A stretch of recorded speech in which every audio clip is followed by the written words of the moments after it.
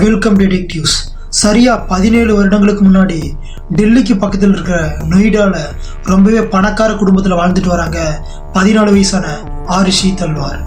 ஆரிஷியோட அப்பாவான ராஜேஷ் தல்வார் மற்றும் அம்மாவான நுகுல் தல்வார் இவங்க 2 பேருமே நொய்டால ரொம்பவே ஃபேமஸான பல் மருத்துவராக இருக்கிறதுனால தான் பொண்ணு ஆசைப்பட்ட எல்லாத்தையுமே வாங்கி கொடுத்து ரொம்பவே சந்தோஷமா வளர்த்துட்டு வராங்க.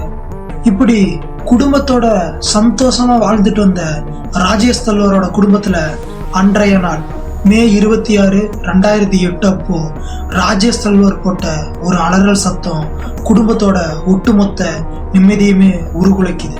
தான் கணவர் போட்ட சத்தத்தை பார்த்து நுகுல் தல்வாரும் அந்த இடத்துக்கு போய் என்னாச்சுன்னு பார்க்க ஆரம்பிக்கிறாங்க.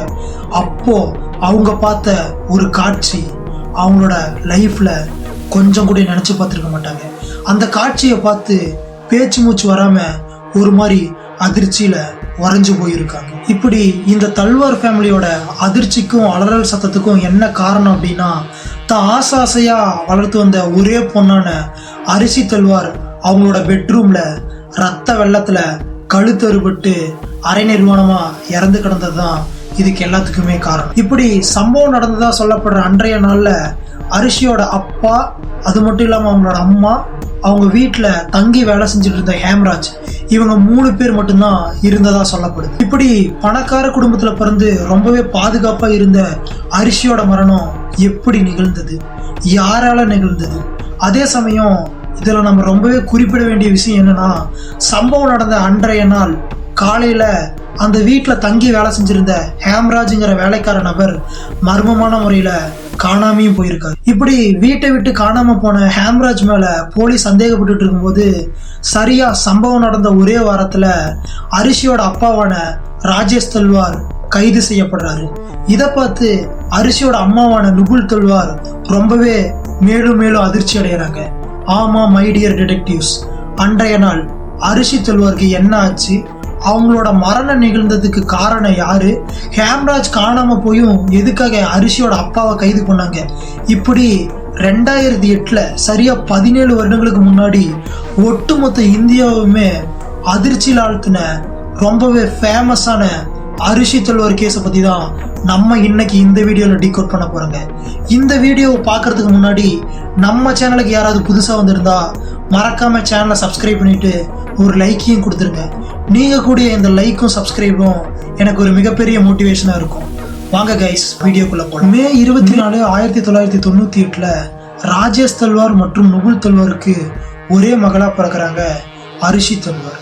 நான் ஆரம்பத்திலேயே சொன்ன மாதிரி ராஜேஷ் மற்றும் நுகுல் ஆகிய 2 பேருமே ரொம்பவே பணக்கார ஃபேமிலி அப்படிங்கிறதுனால தன்னோட பொண்ணோட பாதுகாப்புக்காகவும் அதே சமயம் வீட்டு வேலைகளை பார்த்துக்கிறதுக்காகவும் தங்களோட வீட்டுக்கு 2 வேலைக்காரங்களையும் நியமிக்கிறாங்க.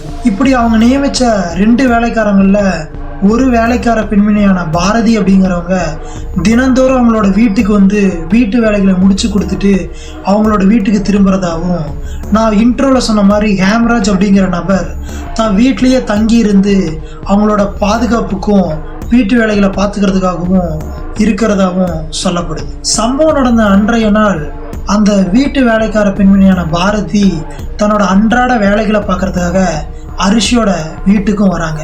அப்போ வழக்கத்துக்கு மாறா வீட்டோட கேட் பூட்டி இருந்ததுனால வீட்டு கேட்டு கதவையும் தட்ட ஆரம்பிக்கிறாங்க பாரதி. அப்போ அந்த கேட்டு சத்தம் கேட்டு ஆரிஷியோட அம்மாவான நுகுல் தல்வார் வெளியே வந்து என்னாச்சு உள்ள வாங்க அப்படின்னு மாடியில இருந்தபடி சொல்ல ஆரம்பிக்கிறாங்க. அப்போ கொஞ்சம் ஆச்சரியத்தோட பாரதி, வீட்டு கேட்டு கதவு பூட்டி இருக்கு, நீங்க சாவியை மேல இருந்து கீழே போடுங்க, நான் உள்ள வரோம் அப்படிங்கிற மாதிரி சொல்ல ஆரம்பிக்கிறாங்க. இப்போ இந்த இடத்துல உங்களுக்கு ஒரு கொஸ்டின் வர ஆரம்பிக்கலாம். அது என்ன அப்படின்னா, எதுக்காக பாரதி நுகுல ஆச்சரியத்தோட பார்க்கணும் அப்படிங்கிறதான். ஆக்சுவலா அதுக்கு என்ன காரணம் அப்படின்னா, இவங்க பணக்கார ஃபேமிலி அப்படிங்கிறதுனால இவங்களோட தூக்கம் லேட்டா தூங்கிட்டு லேட்டா எந்திரிக்கிறத வழக்கமா வச்சிருக்காங்க.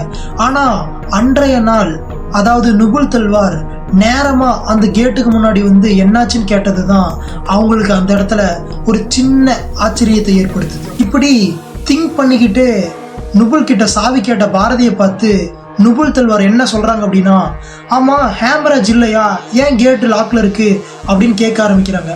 அதுக்கு பாரதியோ, இல்லை மேடம் எனக்கு தெரில, ஆனால் கேட்டு பூட்டி இருக்கு, நீங்கள் சாவியை போடுங்க அப்படின்னு சொல்ல ஆரம்பிக்கிறாங்க. அப்போ நுபுல் தல்வார் என்ன சொல்கிறாங்கன்னா, ஓகே மேபி அவர் பால் வாங்க போயிருக்கலாம், ஸோ நான் சாவியை தூக்கி போடுறேன், நீங்கள் உள்ளே வாங்க அப்படின்னு சொல்கிறாங்க. அப்போ தான் நான் ஆல்ரெடி இன்ட்ரோவில் சொன்ன மாதிரி ராஜேஷோட அலறல் சத்தம் கேட்க ஆரம்பிக்குது. அப்போ தான் நுபுல் தல்வாரும் என்னாச்சு அப்படின்ட்டு அந்த அறைக்கு போய் அந்த அதிர்ச்சியான சம்பவத்தை, அதாவது தான் பொண்ணு இறந்ததை பார்த்து அதிர்ச்சியில் உறைஞ்சு போயிருக்காங்க. அப்படி ராஜேஷ் தல்வாரும் நுபுல் தல்வாரும் அதிர்ச்சியில் அந்த சம்பவத்தை பார்த்துட்டு இருக்கும்போதே அவங்களோட அலறல் சத்தம் கேட்டு பாரதிங்கிற பெண்மணியும் அந்த அறைக்கு போய் பார்க்க ஆரம்பிக்கிறாங்க. அப்போ பின்னால பாரதி போலீஸ்ல என்ன சொல்லியிருக்காங்க அப்படின்னா, அன்றைய நாள் ராஜேஷ் தல்வார் என்ன சொன்னார் அப்படின்னா, இங்க பாத்தியா ஹேம்ராஜ் தான் இதுக்கு எல்லாத்துக்குமே காரணம், அவன் தான் என் பொண்ணுக்கிட்ட தப்பா நடந்துட்டு இந்த மாதிரி வீட்டை விட்டு தப்பிச்சு போயிட்டான், இந்த கொலைக்கும் அவன் தான் காரணம் அப்படிங்கிற மாதிரி சொன்னதாகவும், அதே சமயம் நுபுல் தல்வார் எந்தவித பேச்சு மூச்சும் இல்லாம ஒரு மாதிரி அதிர்ச்சியிலேயே அரிசியை பார்த்து உறைஞ்சு போய் இருந்ததாகவும் பின்னால பாரதி சொல்லியிருக்காங்க. அதே சமயம் சம்பவம் நடந்த அன்றைய நாள் இவங்களோட 3 பேரோட அலறல் சத்தம் கேட்டு நெய்பர்ஸும் வீட்டுக்கு வந்து என்னாச்சுன்னு பார்க்க ஆரம்பிக்கிறாங்க. அப்போ இந்த நியூஸ் மீடியாவுக்கும் போலீஸ்க்கும் இன்ஃபார்ம் பண்ணப்படுது. அப்போ போலீஸ் ஆதாரங்களை சேகரிக்கிறதுக்காக வீட்டுக்கு வந்து ஆதாரங்களையும் சேகரிக்க ஆரம்பிக்கிறாங்க. ஆனால் அந்த போலீஸுக்கு இதில் ஒரு மிகப்பெரிய டிராபேக்காக அமையுது. அதுக்கு என்ன காரணம் அப்படின்னா, போலீஸ் அந்த இடத்துக்கு வராதுக்கு முன்னாடியே பொதுமக்களும் மீடியாவும் அந்த இடத்துக்கு வந்ததுனால பல ஆதாரங்கள் மிஸ் ஆகிருக்கு அப்படின்ட்டு போலீஸ் தரப்புல சொல்லப்படுது. மேலும் போலீஸ் அதிகாரிகள் அந்த கிரைம் சீனை செக்யூர் பண்ணாததும் மற்றொரு காரணமா சொல்லப்படுது. இதனால ஆதாரம் இல்லாம தவிச்சிட்டு இருந்த போலீஸுக்கு நுபுல் தல்வாரும் ராஜேஷ் தல்வாரும் எங்களுக்கு ஹேம்ராஜ் மேலே தான் டவுட் இருக்குன்னு சொன்னதை கேட்டு போலீஸ் அவங்களோட ஒட்டுமொத்த கவனத்தையுமே ஹேம்ராஜ் மேலே திருப்ப ஆரம்பிக்கிறாங்க. இப்படி ஒட்டுமொத்த கவனமும் ஹேம்ராஜை நோக்கி திரும்பும் போது தான் இந்த கேஸில் யாருமே எதிர்பார்க்காத கேஸையே புரட்டி போடக்கூடிய ஒரு சம்பவத்தையும் போலீஸ் அடுத்த நாளே எதிர்கொள்கிறாங்க.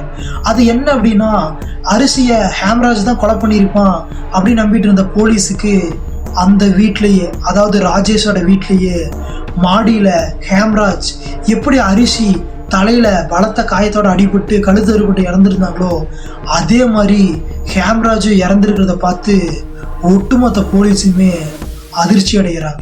இதனால தான் நான் இன்ட்ரோலேயே சொன்ன மாதிரி வீடு ரொம்ப பாதுகாப்பாக இருந்துமே அரிசி ஹேம்ராஜ் இவங்க 2 பேருமே இறந்து போனதுனால போலீஸ் முதல்ல ஒரு யூகத்துக்கு வராங்க. அது என்ன அப்படின்னா, ஒருவேளை அரிசியோட கொலைக்கும் ஹேம்ராஜோட கொலைக்கும் இவங்களோட பேரண்ட்ஸே காரணமாக இருக்கலாம் அப்படிங்கிற மாதிரி நினச்சி நான் முன்னாடியே சொன்ன மாதிரி சரியாக 1 வாரத்திலேயே ராஜேஷ் தல்வாரை கைது செய்கிறாங்க.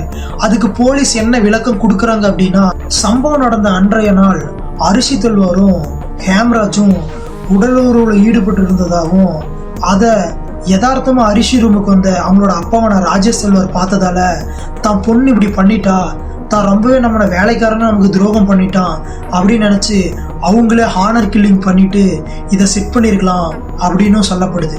இதுக்கு மிக முக்கியமாக போலீஸ் தரப்பில் என்ன சொல்கிறாங்க எவிடன்ஸ் அப்படின்னா, சம்பவம் நடந்த அன்றைய நாள் அரிசி தல்வார் யாருடைய உடலுறவு வச்சிருந்துருக்காங்க அப்படின்னு அவங்களோட போஸ்ட்மார்ட்டம் ரிப்போர்ட் சொல்லியிருக்கு. அதே மாதிரி ஹேம்ராஜோட போஸ்ட்மார்ட்டம் ரிப்போர்ட்டும் அன்றைய நாள் ஹேம்ராஜ் யாரோட உடலுறவு வச்சிருந்துருக்கலாம் அப்படிங்கிற மாதிரி சொல்லப்படுது. இதனால தான் போலீஸ் இந்த தியரியும் சொல்கிறாங்க. இப்படி அரிசியோட அப்பாவான ராஜேஷ் தல்வார் தான் இதை பண்ணியிருக்கலான்ட்டு போலீஸ் நினச்சி கோர்ட்டுக்கு கொண்டுட்டு போகும்போது சரியான ஆதாரம் இல்லாததுனால இந்த கேஸ் போலீஸ்லேருந்து சிபிஐக்கு மாற ஆரம்பிக்குது. அப்போது சிபிஐ விசாரிக்கும் போது சிபிஐ என்ன சொல்கிறாங்க அப்படின்னா, ஹேம்ராஜோட நண்பரான கிருஷ்ணா, அதாவது ராஜேஷோட கிளினிக்கில் ஆல்ரெடி வேலை செஞ்சுட்டு இருந்த இந்த நபர் அரிசியோட அப்பா அம்மாவுக்கே தெரியாமல் ஹேம்ராஜ் ரூமில் தங்கினதாகவும், சம்பவம் நடந்த அன்றைய நாள் அரிசி கிட்ட இவங்க தான் தப்பாக நடந்துக்கிட்டு அவங்கள பாலியல் வன்கொடுமை செஞ்சதாகவும், அப்போது அதை பார்த்த ஹேம்ராஜ் இதெல்லாம் தப்பு, இந்த மாதிரி பண்ணக்கூடாதுன்னு தட்டி கேட்கும்போது வேற வழியே இல்லாமல் ஹேம்ராஜ் அரிசி 2 பேர்த்தையுமே கொலை பண்ணிட்டு அங்கிருந்து தப்பிச்சதாகவும் சிபிஐ தரப்பில் சொல்லப்படுது. மேலும் இதை நிரூபிக்கிற விதமாக சிபிஐ நார்கோ டெஸ்ட்ல இதை நிரூபிச்சும் காட்டுறாங்க. இப்படி நார்கோ டெஸ்ட்ல நடந்ததை கண்டுபிடிச்ச சிபிஐ கிருஷ்ணாவையும் அவங்களோட நண்பர்களையும் கோர்ட்டுக்கு கொண்டுட்டு போறாங்க. அப்போ திடீர்னு சிபிஐ கொஞ்சம் கூட எதிர்பார்க்காத வகையில அந்த கிருஷ்ணாவும் அவங்களோட நண்பர்களும் என்ன சொல்றாங்க அப்படின்னா, இதை நிஜமாவே நாங்க பண்ணல, சிபிஐ எங்களை அடிச்சுதான் ஒத்துக்க வச்சாங்க அப்படின்ட்டு பல்ட்டி அடிக்கவும் ஆரம்பிக்கிறாங்க. அப்ப கோர்ட் என்ன சொல்றாங்க அப்படின்னா, உங்ககிட்ட போதிய ஆதாரம் இல்லை, அதனால இவங்களை விடுவிச்சிடலாம் அப்படிங்கிற மாதிரி சொல்றாங்க. இப்போ உங்களுக்கு ஒரு டவுட் வரலாம், என்ன அதான் நார்கோ டெஸ்ட்ல பாசிட்டிவா சிபிஐ நிரூபிச்சிட்டாங்கல்ல, ஏன் கோர்ட் உங்களுக்கு தண்டனை கொடுக்கல அப்படின்னு நீங்க கேட்கலாம். ஆனா கோர்ட்ல நார்கோ டெஸ்ட் ஒரு ஸ்ட்ராங்கான எவிடன்ஸா எடுத்துக்க மாட்டாங்க. அதனாலதான் அவங்களையும் கோர்ட் விடுதலை பண்ணுது. இதனால வேற வழியே இல்லாம மறுபடியும் ஒட்டுமொத்த கவனமும் ராஜேஷ் தல்வார் மற்றும் அவங்களோட மனைவியான நுபுல் தல்வார் மேல திரும்ப ஆரம்பிக்குது. மறுபடியும் நுபுல் தல்வார், ராஜேஷ் தல்வார் ஆகிய 2 பேரையுமே சிபிஐ அரெஸ்ட் பண்ணி மறுபடியும் விசாரிக்க ஆரம்பிக்கிறாங்க. அப்போ சிபிஐ என்ன சொல்றாங்க அப்படின்னா, நான் ஆரம்பத்திலேயே சொன்ன மாதிரி அரிசியும் ஹேம்ராஜும் உடலுறவு வச்சிருக்கும் போது இவங்க 2 பேருமே பார்த்து அப்ப இந்த குற்றத்தை மறைக்கிறதுக்காக அவங்களே கொலை பண்ணிட்டு செட் பண்ண நாடகம் தான் இப்படிங்கிற மாதிரி சொல்லி அவங்களுக்கு கோர்ட்டுக்கும் கூட்டிட்டு போய் தண்டனை வாங்கி கொடுக்குறாங்க. அப்போ இந்த கேஸை விசாரிச்ச கசியாபாத் கோர்ட் 26 நவம்பர் 2013 ராஜேஷ் மற்றும் நுபுல் இவங்க 2 பேரும் தான் இந்த கொலையை பண்ணியிருக்கலாம் அப்படிங்கிற மாதிரி சொல்லி அவங்களுக்கு லைஃப் சென்டென்ஸ் கொடுக்குறாங்க. அப்போ இதை நாங்கள் பண்ணல அப்படிங்கிற மாதிரி சொல்லி நுபுல் தல்வார் மற்றும் ராஜேஷ் தல்வார் ஆகிய 2 பேருமே அலகாபாத்தில் இருக்கிற ஹைகோர்ட்ல அவங்களோட மேல்முறையீட்டையும் தெரிவிக்கிறாங்க. அப்போ அரிசியோட அப்பா அம்மா வச்ச மேல்முறையீட்டை விசாரணை பண்ண அலகாபாத் கோர்ட் 2017 அக்டோபர் 12 அப்போ போதிய ஆதாரங்கள் எதுவும் ஸ்ட்ராங்கா இல்லை அப்படிங்கிற மாதிரி சொல்லி ராஜேஷ் தல்வார் மற்றும் நுபுல் தல்வார் ஆகிய 2 பேருமே ரிலீஸும் பண்றாங்க. அப்போ உண்மையிலேயே அரிசிய அன்றைய நாள் யார் கொலை பண்ணாங்க, யார் இதுக்கெல்லாம் காரணம், அன்றைய நாள் உண்மையிலேயே என்ன நடந்துச்சு அப்படின்னா, the case still now unsolved. அப்போ 17 வயசான ஆரிஷி தல்வாருக்கு இப்பொருளுமே என்ன நடந்திருக்குன்னு யாராலையும் சொல்ல முடியல. ஆனா மக்கள் மத்தியில 3 தியரிகள் மிக பெரிதான அளவுல நம்பப்படுது. அது என்னென்ன அப்படிங்கிறத ஒவ்வொன்றா இப்ப பார்த்துடலாம். நம்பர் 1 என்ன அப்படின்னா, அரிசியோட அப்பா அம்மா பண்ண ஹானர் கில்லிங்கா இருக்கலாம் அப்படின்னு சொல்லப்படுது. அதுக்கு போலீஸ் சொல்ற மிக முக்கியமான காரணங்கள் என்னென்ன அப்படின்னா, நம்பர் 1 என்ன அப்படின்னா, அரிசி ஹேம்ராஜ் இவங்க 2 பேர்த்தோட போஸ்ட்மார்ட்டம் ரிப்போர்ட். அதாவது அவங்களோட 2 பேர்த்தோட போஸ்ட்மார்ட்டம் ரிப்போர்ட்லையும் சம்பவம் நடந்த அன்றைய நாள் அவங்க யார் கூடயோ உடலுறவு வச்சிருந்துருக்கலாம் அப்படின்னு சொல்லப்படுது. நம்பர் 2 என்ன அப்படின்னா, அதே டாக்டர்ஸ் என்ன சொல்லியிருக்காங்க அப்படின்னா, ஹேம்ராஜ், அரிஷி இவங்க 2 பேர்த்தோட பிரைவேட் பார்ட்ஸுமே கிளீன் பண்ணப்பட்டிருக்கு அப்படின்னு சொல்றாங்க. நம்பர் 3 என்ன அப்படின்னா, அதாவது ஹேம்ராஜ், அரிஷி இவங்க 2 பேர்த்தோட கழுத்துமே அறுபட்டுருக்குன்னா சும்மா எவனோ ரேண்டமா அறுத்த மாதிரி இல்லாம கிளீனா எந்த இடத்துல கழுத்து அறுபட்டா அவங்களோட உயிர் போகுமோ அந்த இடத்துல அறுபட்டுருக்கு. ஸோ இதை அவங்க பண்ணியிருக்கலாம். அதுக்கு போலீஸ் சொல்றது என்னன்னா, அவங்க ஆல்ரெடி டாக்டர்ஸ், ஸோ அவங்க பண்ணியிருக்கிறதுக்கான வாய்ப்பு இருக்கு அப்படிங்கிற மாதிரி சொல்றாங்க. தியரி நம்பர் 2 என்ன அப்படின்னா, சிபிஐ ஆல்ரெடி நார்கோ டெஸ்ட்ல நிரூபிச்ச கிருஷ்ணாவும் அவங்களோட நண்பர்களும் இதை பண்ணியிருக்கலாம் அப்படின்னு சொல்லப்படுது. அப்போ சிபிஐ என்ன சொல்றாங்க அப்படின்னா, சம்பவம் நடந்த அன்றைய நாள் ஹேம்ராஜ் ரூம்ல ஹேம்ராஜை தவிர மற்ற 2 நபர்கள் கண்டிப்பா இருந்திருக்கலாம் அப்படிங்கிற மாதிரி சொல்லப்படுது. மேலும் வீட்டில் இருந்த விஸ்கி பாட்டில்ஸும் அங்கிருந்த கண்ணாடி கிளாஸ்ல சரக்கு அடிச்சதும் ஒரு எவிடன்ஸா இருந்திருக்குது. இதனால அவங்க பண்ணிருக்கிறதுக்கான சான்ஸ் இருக்கு அப்படிங்கிற மாதிரி சிபிஐ சொல்லியிருக்காங்க.